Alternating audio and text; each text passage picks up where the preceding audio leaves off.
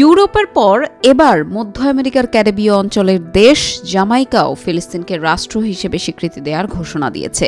Jamaica সরকার জানিয়েছে, গাজায় ইসরায়েলের যুদ্ধ এবং ফিলিস্তিনি ভূখণ্ডে ক্রমবর্ধমান মানবিক সংকটের পরিপ্রেক্ষিতে তারা ফিলিস্তিন রাষ্ট্রকে স্বীকৃতি দেওয়ার সিদ্ধান্ত নিয়েছে।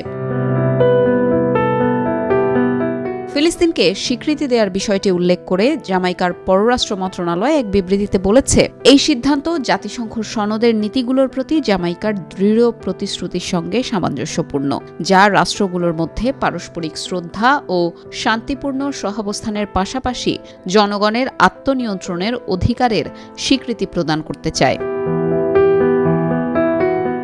বিবৃতিতে পররাষ্ট্র ও বৈদেশিক বাণিজ্যমন্ত্রী সিনেটর কামিনা জনসন স্মিথ বলেন, জামাইকা দীর্ঘস্থায়ী সংঘাতের সমাধান হিসেবে ইসরায়েলের নিরাপত্তা নিশ্চিত করতে এবং ফিলিস্তিনিদের মর্যাদা ও অধিকার সমুন্নত রাখার একমাত্র কার্যকর বিকল্প হিসেবে একটি দ্বিরাষ্ট্র সমাধানের পক্ষে ওকালতি করে চলেছে।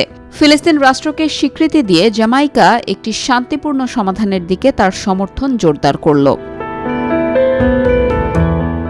জাতিসংঘের সদস্য দেশগুলোর মধ্যে জামাইকা সহ মোট ১৪২টি দেশ ফিলিস্তিনকে স্বাধীন রাষ্ট্র হিসেবে স্বীকৃতি দিয়েছে। স্বাধীন রাষ্ট্র হিসেবে ফিলিস্তিনকে স্বীকৃতি দেওয়ার পথে আরও এক ধাপ এগিয়েছে ইউরোপের দুই দেশ, স্পেন ও আয়ারল্যান্ড। দেশ দুটি আনুষ্ঠানিক স্বীকৃতি দিতে জোট বাঁধার ঘোষণাও দিয়েছে। এছাড়া ইউরোপের দেশ নরওয়েও ফিলিস্তিনকে স্বাধীন রাষ্ট্র হিসেবে স্বীকৃতি দেওয়ার প্রস্তুতি নিচ্ছে বলে জানা গেছে।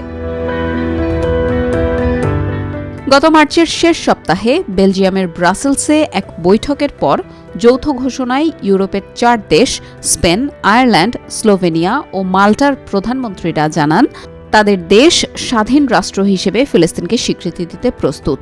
তারা সে সময় বলেন, যুদ্ধ কবলিত এই অঞ্চলে শান্তি ও নিরাপত্তা নিশ্চিতের একমাত্র উপায় এটি।